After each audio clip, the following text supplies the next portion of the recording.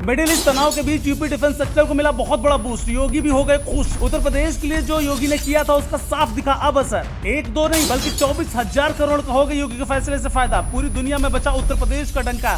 कैसे मिला यूपी के डिफेंस सेक्टर को बूस्ट, वीडियो में जानिए सब कुछ। दुनिया के नक्शे पर जहां एक तरफ युद्ध की आग भड़क रही है तो वहीं दूसरी तरफ उसी आग से उत्तर प्रदेश की किस्मत चमकने वाली है, क्योंकि मिडिल ईस्ट से लेकर यूरोप तक बढ़ते तनाव ने एक ऐसा माहौल, एक ऐसा मौका पैदा कर दिया जिसने यूपी को सीधे ग्लोबल डिफेंस मैप पर लाकर खड़ा कर दिया है।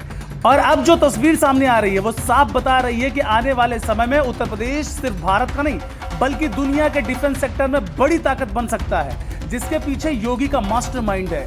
दरअसल पश्चिम एशिया में जारी संघर्ष और रूस यूक्रेन युद्ध ने पूरी दुनिया की रक्षा रणनीति बदल दी है।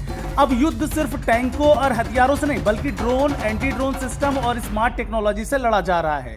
और इसी बदलते ट्रेंड का सबसे बड़ा फायदा उत्तर प्रदेश को मिलता दिख रहा है, क्योंकि यहां पहले से मौजूद डिफेंस कॉरिडोर और मजबूत मैन्युफैक्चरिंग बेस अब तेजी से काम करने लगा है। आज स्थिति यह है कि यूपी का डिफेंस उत्पादन जहां करीब 12,000 करोड़ का था, वहीं अब इसे सीधे 24,000 करोड़ तक पहुंचाने की उम्मीद जताई जा रही है। यानी दुगने का उछाल देखने को मिला है। यही वो आंकड़ा है जिसने पूरे देश का ध्यान अपनी तरफ खींच लिया, क्योंकि इतनी तेजी से बढ़ता हुआ डिफेंस सेक्टर सिर्फ आर्थिक ताकत नहीं बल्कि रणनीतिक ताकत का भी संकेत देता है। इस पूरे बदलाव के पीछे एक बड़ा कारण है योगी सरकार की पहले से बनाई गई रणनीति, जिसमें डिफेंस कॉरिडोर को लेकर जो विजन तैयार किया गया था अब वही जमीन पर असर अपना दिखा रहा है। छोटे छोटे उद्योगों से लेकर बड़ी बड़ी कंपनियों तक हर कोई अब इस सेक्टर में तेजी से काम कर रहा है।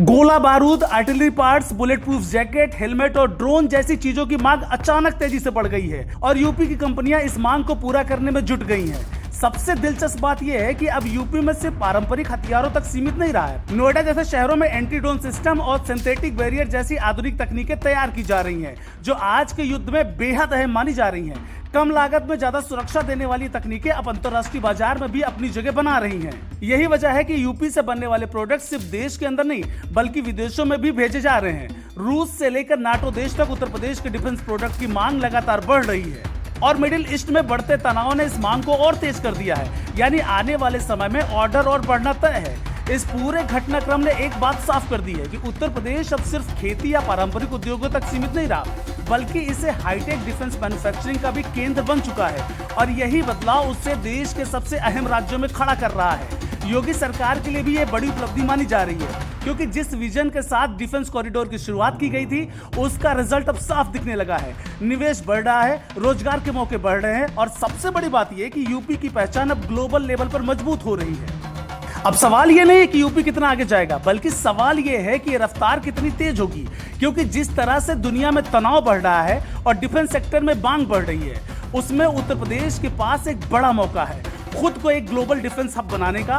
फिलहाल इतना तय है कि मिडिल ईस्ट का तनाव जहां कई देशों के लिए संकट बन रहा है, वहीं उत्तर प्रदेश के लिए एक बड़ा अवसर बनकर भी सामने आया है। और अगर यही रफ्तार जारी रही तो आने वाले समय में यूपी का नाम न सिर्फ भारत में बल्कि पूरी दुनिया में डिफेंस ताकत के तौर पर गूंजेगा।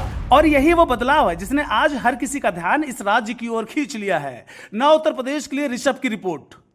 देश दुनिया की हर बड़ी सटीक और भरोसेमंद खबर के लिए अभी विजिट करें हमारी वेबसाइट nowuttarpradesh.com और nownoida.com, क्योंकि यहां सिर्फ सुर्खियां नहीं बल्कि पूरी जानकारी मिलेगी।